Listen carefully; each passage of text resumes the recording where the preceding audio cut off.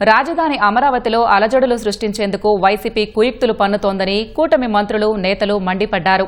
కావాలనే రైతుల్ని రెచ్చగొట్టి గొడవలు సృష్టించి తిరిగి అన్నదాతలపై ఆరోపణలు చేస్తున్నారని ఆగ్రహం వ్యక్తం చేశారు.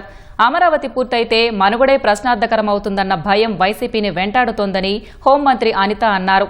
పార్లమెంట్లో అమరావతిని వైసీపీ వ్యతిరేకించి ఇప్పుడు ఎలా పర్యటిస్తారని మంత్రి అచ్చెన్నాయుడు ప్రశ్నించారు.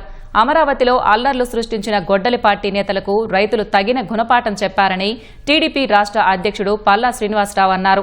రాష్ట్రాభివృద్ధి చూసి వైసీపీ నేతలు తట్టుకోలేకపోతున్నారని ఎంపీ కేశినేని చిన్ని ధ్వజమెత్తారు.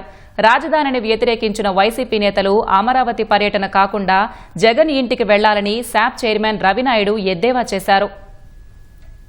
ఎవరు రౌడీలతో వెళ్లారు, ఎవరు రౌడీలు వేసుకుని వెళ్లారు, ఇక్కడ వెళ్లి వాళ్ళని రెచ్చగొట్టారు, ఎవరు వాళ్ళ మీద రాళ్ళు రువ్వారు, బయటకు వచ్చి ఎవరు మాట్లాడుతున్నారు. పార్లమెంట్ లో కూడా అమరావతి రాజధానిగా మనం ఒక చట్టం తీసుకొచ్చుకున్నాం. అలాంటి అమరావతిని వద్దు అని మావిగనని ఇలాంటివన్నీ చెప్పి అమరావతి రైతులను ఏదో పరిరక్షించేస్తామని చెప్పేసి వెళ్తా ఉంటే ఎవరికైనా కడుపు మండుతుంది. వెళ్ళడానికి ముందు కూడా పోలీసులు క్లియర్ గా చెప్పారు, వద్దు ఇక్కడ అమరావతి రైతులు ఉన్నారు, మళ్ళీ ఇబ్బంది పడతారు మీరని చెప్పినా కూడా కావాలని వెళ్లి అక్కడ ఏదో ఒక అమరావతి కనుక కంప్లీట్ అయిపోతే వీళ్ళకి మనుగడ ఉండదు అనే ఉద్దేశంతో వాళ్ళు చేసిన సందర్భం తప్పించి అందులో క్లియర్ గా ఉన్న వీడియోలు పంపించమంటే మీకు పంపిస్తాను, మీరే ఒకసారి జడ్జి చేయొచ్చు.